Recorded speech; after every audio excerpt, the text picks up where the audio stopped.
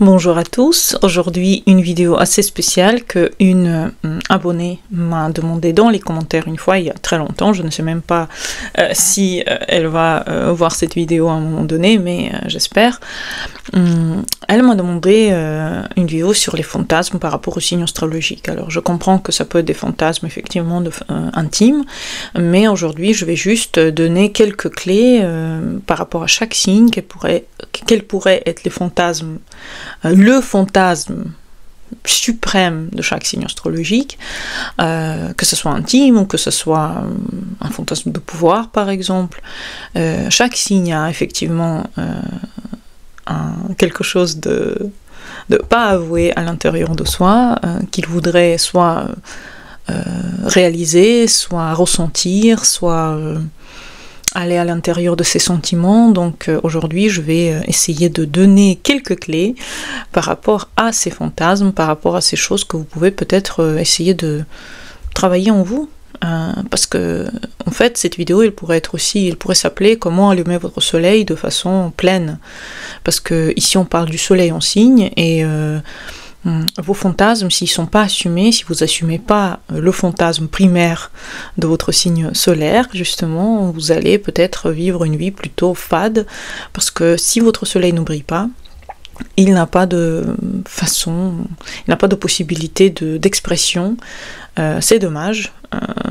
Notre thème est plein, il doit vivre le plein des choses. Je parle toujours du nord en signe, mais le soleil, c'est grâce à lui que vous vivez tous les jours. Vous êtes né sous cet signe pas pour rien, et il faut qu'il soit visible tous les jours pour vous, pour les autres, pour que, à un moment donné, vous puissiez vous plonger dans cette idée que vous êtes idéal, que votre création était idéale, que vous étiez créé à l'image divine et que cette image divine, elle est parfaite.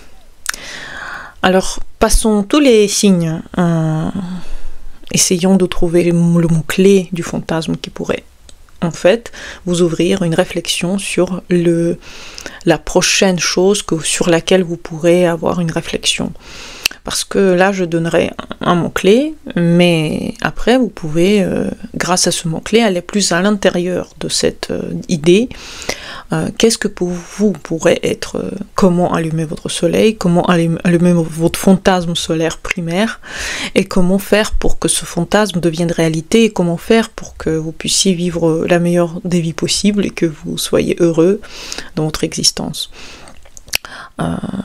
Sachez que les fantasmes peuvent être aussi enfouis, surtout si votre soleil a une position cachée dans votre thème, s'il est dans une maison cachée, ou s'il n'a pas d'aspect par exemple, ou s'il est à côté de quelque chose qui éteint sa brillance. Donc il faut essayer de soit venir en consultation pour que je vous explique comment est votre soleil, comment allumer justement ce soleil, soit vous-même regarder comment faire pour que ce soleil brille mieux grâce aux aspects, pas seulement les aspects positifs mais aussi les aspects de tension, parce que dans les aspects de tension on a aussi des réponses. Mais voilà, passons aux choses sérieuses, passons au bélier, et ça je voulais dire déjà le mot-clé, mais son fantasme premier et dernier pour tous les béliers, s'il s'assume, c'est la dominance. De la dominance dans tout. Il a envie de rapports intenses, il a envie de rapport physique, parfois sauvage, il a envie de dominance sur autrui, dominance sur les autres, dominance dans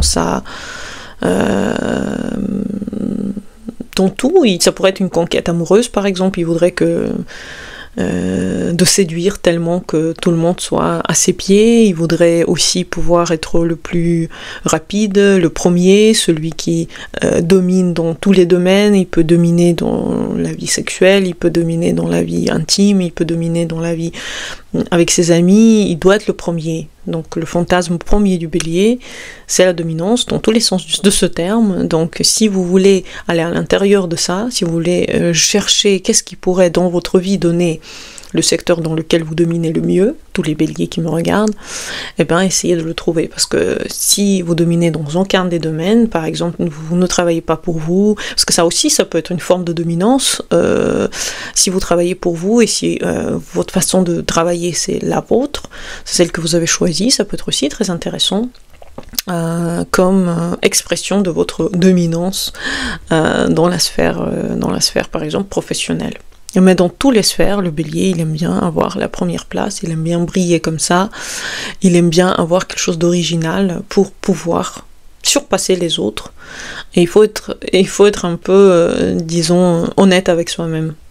Et honnête avec soi-même, donc ça, c'est justement la dominance par la force chez le bélier.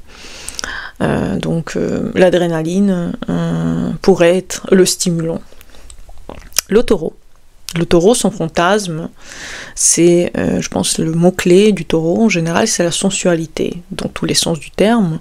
Ça peut être le plaisir des sens, ça peut être la nourriture, ça peut être le toucher à l'autre, ça peut être quelque chose de luxueux qui pourrait lui donner la sensation que son corps, il a le meilleur, il exige le meilleur. Donc le fantasme éternel du taureau, c'est être dans une sensation charnelle et sensuelle extrême, dans laquelle il pourrait vraiment se détendre, dans laquelle il pourrait ressentir le plaisir immense de l'amour et du toucher et le lien avec l'autre qui le nourrit. Mais surtout c'est sensuel, donc c'est sensuel, c'est les sens, c'est le toucher, c'est le lien avec son corps, et ce lien avec le corps, effectivement, il a le plus de possibilités dans la matière, en fait. Donc pour vous, le fantasme, les taureaux, le fantasme immense, c'est d'avoir ce plaisir sensuel que vous pouvez avoir, soit avec des choses matérielles, soit avec un partenaire. Le Gémeaux. Pour le Gémeaux, c'est facile, généralement c'est soit un jeu de rôle, soit la communication, soit un lien avec l'autre qui lui permettrait de donner toutes ces informations qu'il a à pardonner, tous ces fantasmes de jeu, les mots, les jeux. Par exemple, si vous avez Mars en Gémeaux, si vous avez Soleil en Gémeaux, ça pourrait vous donner l'envie de... Enfin, les phrases vous excitent, les mots, ce que vous pouvez lire vous excite, ce que vous pouvez imaginer en fait, et...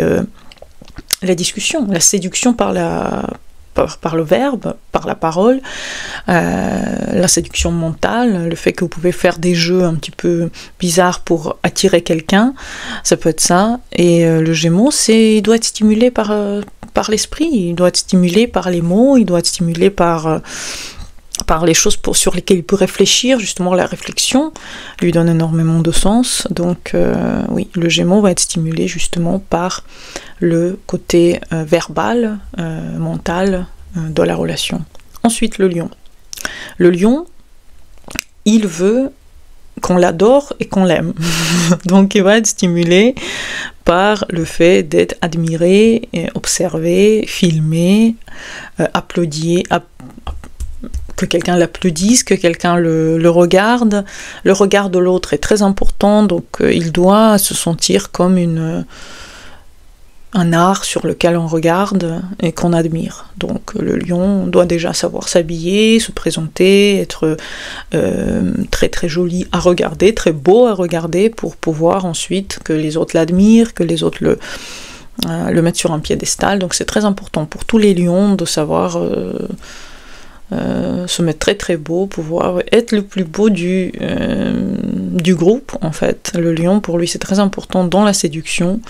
Le fantasme, c'est de séduire. Le fantasme, c'est de séduire par le fait qu'il est le plus attractif du groupe. Ensuite, la Vierge. Son fantasme,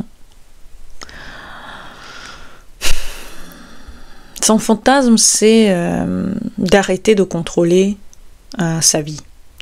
Parce que la Vierge, elle est souvent dans le contrôle, elle est surtout dans le contrôle, et en fait, elle aimerait bien un jour lâcher complètement la pression. Pour elle, c'est très dur. Donc, briser ses limites, ça pourrait s'avérer quelque chose d'incroyable. Donc, quand la Vierge descend un petit peu son niveau de contrôle, ça pourrait être l'un des fantasmes qu'elle peut vivre, que le contrôle diminue, et grâce à ça, elle a des sensations et des émotions que le contrôle devient moins important dans toutes ces relations, à moins elle ne prévoit plus rien et que les choses se passent spontanément. Pour elle, c'est incroyable. Donc je pense que le fantasme ultime de la Vierge, ça doit être le lâcher-prise du mental sur sa vie en général. Ça peut être ça. Si on parle d'une Vierge qui trouve que c'est pas ça, ça peut être au contraire prendre complètement le contrôle sur l'autre au niveau psychologique. Mais je pense que ça c'est un niveau plutôt bas, et que si on commence à penser à un niveau plus haut que ça, ça va être le lâcher prise pour la Vierge. C'est très très cool si la Vierge peut un jour arriver à un état où elle lâche le contrôle sur la situation dans laquelle elle peut vivre effectivement toutes sortes de plaisirs, lâcher le contrôle. La Balance, son fantasme, c'est que ses gestes soient parfaits, qu'elle soit parfaite, qu'elle soit très très sensuelle, romantique, que son aura transpire le romantisme, la belle époque, une alchimie parfaite avec son partenaire, mais pas trop non plus. Il faut qu'il y ait une distance aussi en même temps, mais en même temps c'est esthétique. La Balance c'est esthétique, c'est raffiné, donc on va aller dans le fantasme, c'est peut-être faire de l'amour dans des habits d'époque. Ça peut être des choses où on séduit par les parfums, par le petit toucher qui veut rien dire et en même temps veut dire énormément de choses. Donc la Balance séduit par son envie de séduction, son fantasme ultime, c'est que quelqu'un voit comment elle est belle, comment elle est raffinée et tombe amoureux de son esthétisme apparent. Le Scorpion, son fantasme, c'est de nouveau, on revient un petit peu aux énergies plutoniennes, c'est un petit peu soit le pouvoir sur l'autre, soit une totale perte de soi dans l'autre, c'est une fusion extrême dans l'autre, c'est quand on ressent la même chose et quand on vit la transformation à l'intérieur grâce aux choses qu'on a vécues avec le partenaire par exemple. Donc on vit une union très forte et grâce à cette union ensuite on vit une transformation incroyable de soi. Donc ça peut être ça. Son fantasme ultime, c'est de se transformer totalement grâce à l'autre, d'aller à l'intérieur de soi, de complètement se dissoudre dans une relation, de se perdre et peut-être de ne jamais se retrouver, mais c'est quand même pas possible. Le Scorpion, c'est un phénix et il revient toujours à soi, donc c'est une forme de pouvoir sur l'autre qu'on a parce qu'on l'a tellement envoûté que l'autre il a succombé à nos charmes. Le Sagittaire, son fantasme extrême, ça doit être des choses qu'on n'a pas le droit de faire, dans tous les sens de ce terme. C'est à vous de décider quelle chose vous vous interdisez de faire, quelque chose d'inconnu, quelque chose de pas normal, quelque chose où ça sort de la chambre à coucher, ça peut être vraiment des expériences qui n'ont rien à voir avec la vie normale, ça peut être des expériences dans des avions, dans des trains, enfin ça peut être quelque chose de très différent de ce que vous vivez normalement. Il faut être aventureux et leur fantasme c'est l'aventure. C'est l'aventure et l'exotisme, quelque chose de nouveau. Quelque chose d'incroyable qui pourrait effectivement mettre sur un nouveau niveau leurs envies insolites.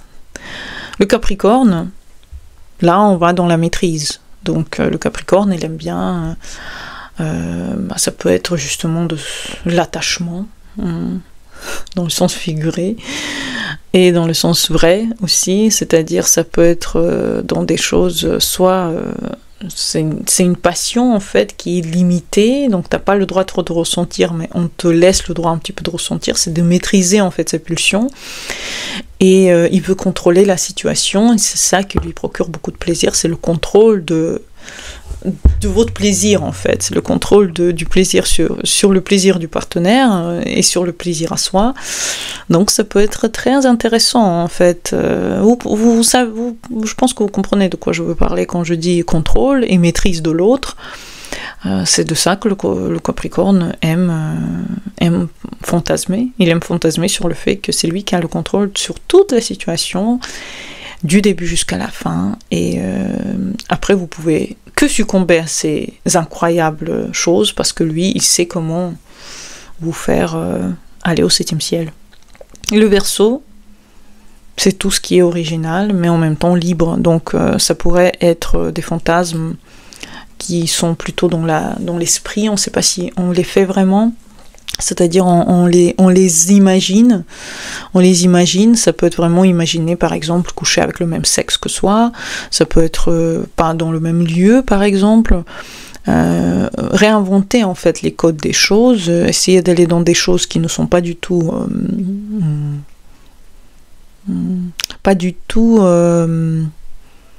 prises comme les normes des fantasmes normaux. On sort un petit peu et on commence à penser à toutes les choses imaginables. Thaïlande, voilà. Le mot Thaïlande, je pense que c'est le mot clé. Imaginez des expériences incroyables avec tout et tout le monde. Et le Poisson, voilà, on est arrivé à la fin, il veut se dissoudre complètement dans un rêve éveillé, quoi. La chaîne est appelée comme ça d'ailleurs, les rêves éveillés, et je pense que c'est ça ce qu'il veut. Il veut se dissoudre dans une réalité qui n'est pas vraie, qui est pas forcément avec la bonne personne, mais on s'en fout, c'est juste la passion du moment, c'est l'extase du moment. Ça peut être des gens interdits par exemple, ou des gens avec qui on peut pas être, mais on s'imagine quand même. Donc les fantasmes des Poissons, c'est souvent soit sur des choses interdites, soit sur des choses possible avec notre partenaire, mais ça doit être quelque chose d'incroyable pour que le Poisson puisse complètement se dissoudre. Dedans, généralement, c'est des choses qu'on ne peut pas avoir, et quand on l'a, on est complètement ahuri par le fait qu'on l'a. Et ensuite, on peut avoir un moment où on se dit, mince, je l'ai, maintenant c'est quoi le prochain fantasme en fait? Donc le Poisson, c'est plutôt dans des choses qu'il ne peut pas avoir, ou alors dans des idées qu'il a de quelque chose, un état, une façon d'être, et ensuite il va plutôt dans l'obtention de ça par le rêve. Donc c'est pas forcément qu'il passe à la réalité en fait dans son fantasme non plus. C'est pas des règles en fait, tout ce que je viens de décrire ici, c'est plutôt des inspirations. Vous pouvez vous inspirer pour un petit peu plonger par rapport à votre thème. Vous avez plusieurs planètes dans plusieurs signes, vous pouvez explorer plusieurs planètes, pas forcément le Soleil, ça peut être la Lune, Mercure, Vénus, Mars, aussi en relation avec votre maison 7 de l'autre. Ça peut être aussi très intéressant. Donc partagez-moi en commentaire qu'est-ce que vous en pensez, est-ce que ça vous a donné quelques idées. N'oubliez pas de vous abonner, de liker, et à bientôt pour les nouvelles vidéos. Bonne journée à vous et au revoir.